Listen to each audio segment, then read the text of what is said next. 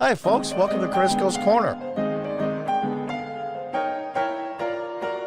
From PJ Media. Campaigning from a courtroom is how Trump will win. That's exactly right.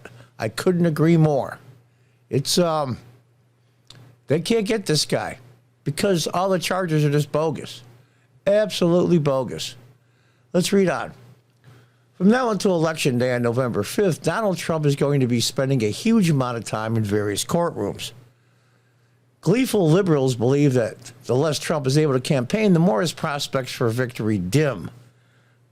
No, the more Biden campaigns, the more Biden's chances at victory dims.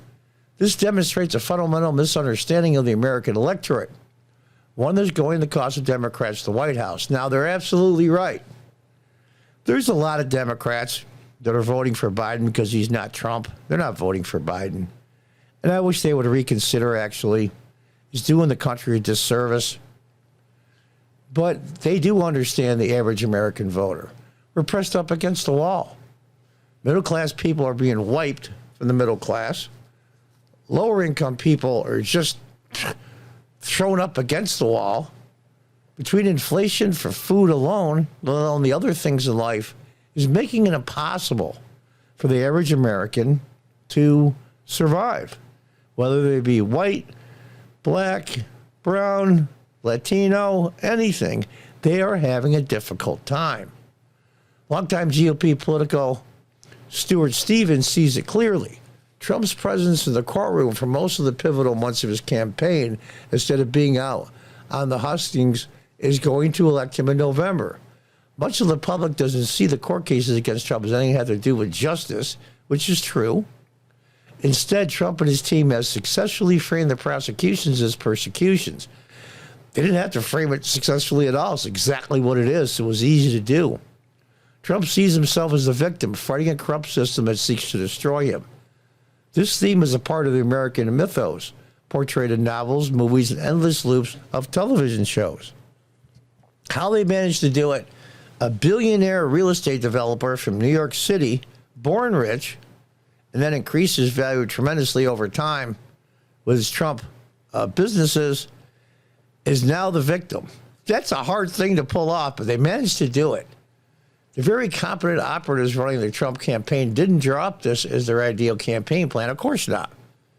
But they will appreciate its potential. The Manhattan courtroom will be the setting for Trump to play the role of a familiar American archetype, the wrong man seeking justice from corrupt, powerful forces. And who cannot associate with that? The former president is good in this role, and that's no small thing.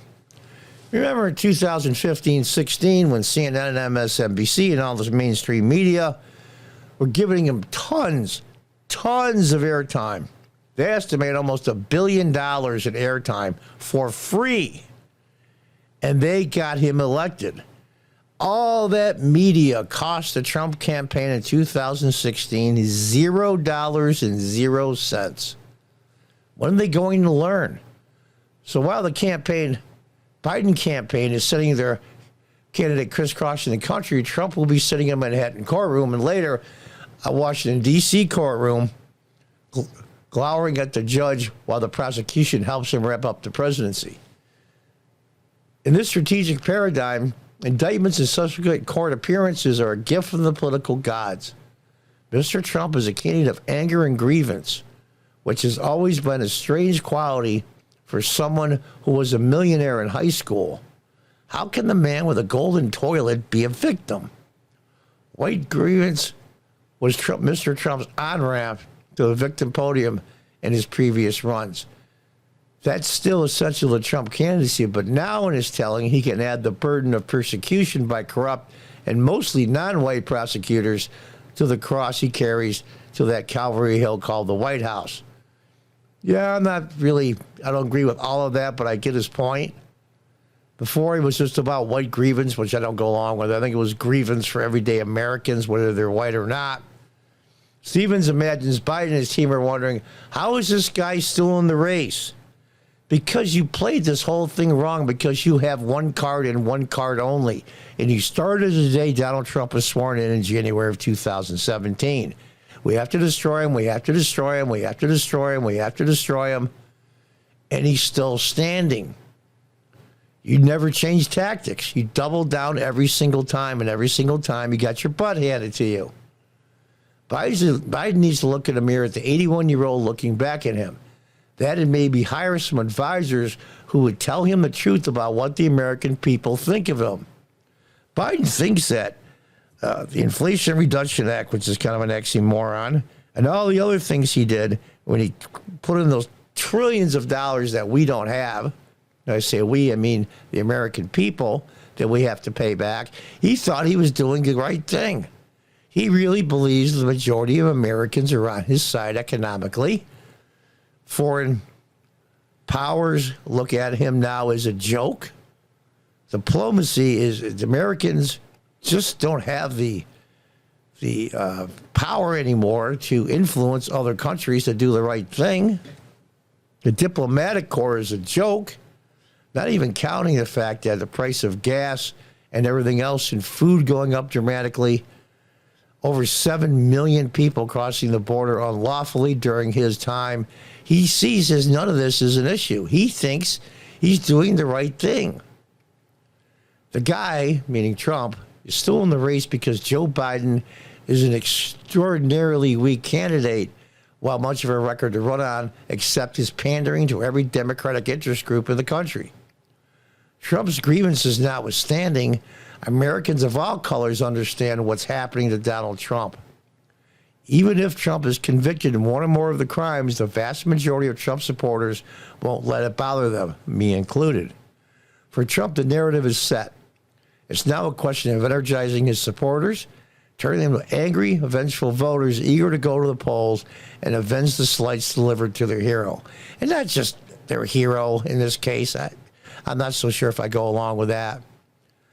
But grievances, the slights that were delivered to us, the American people, especially the new generation that just got out of college in the last 4 or 5 years, can't even pay for an apartment, let alone buy a house. They see what their parents and grandparents did with their money. Even people that weren't baby boomers like myself, the generation after. They saw their parents buying a home, a decent one, having a decent car, a decent living, going on vacation, all the things you like to do as someone who's living your life. And they can't do it anymore. They're just overwhelmed with student debt, and saying we're going to waive some of the debt is not going to help. It's too expensive, and it's a waste of time for many petty people to go to college. Many should be in the trades, especially the young men. Get a jump start with money. It's amazing to me. Let's finish this up. The Trump campaign is not about persecution. It's about stirring up anger inside every possible Trump supporter so that voting is a righteous act of fury, not a mere civic duty. The legal persecution of Mr. Trump is further proof of the state's desperation to keep him from reassuming his rightful place in the Oval Office. Combine all of that with a less than inspiring Biden coalition, it's a blueprint for a Trump Electoral College victory. He's exactly right. The rage that at the establishment, the uniparty, so to speak, in Congress and everything else, the rage that came up, and it wasn't just white rage, it was rage for all Americans. Trump said, "I am your voice." And people by the millions believed it. And we owe Donald Trump one thing and one thing only. If you're even against Donald Trump, you believe this to be true. All of you owe him one thing. He stopped Hillary Clinton from being president of the United States. And for that fact alone, you should vote for him for president this November. He helped this country dodge a bullet, and now he's paying a severe price for it. Ask yourself, why are they after him so badly? He's not a criminal. Because they know that this time he can't run for re-election if he wins, and he will clean house. He will go through the bureaucracy. He will go through the intelligence services. He will go through the FBI and the CIA and the FISA courts and Department of Energy and Education, and right down the list, because he can't run again. So he gives him the opportunity to do the right thing, something he should have done to begin with. Let's tell the truth here. If it wasn't for COVID, Donald Trump would have never lost re-election. So whatever they do seems to backfire. They shoot themselves in the foot constantly, and they always double down. And the time is going to come when it's going to run out. And that time is this November and Election Day. Until the next time, God bless, goodbye, and good luck.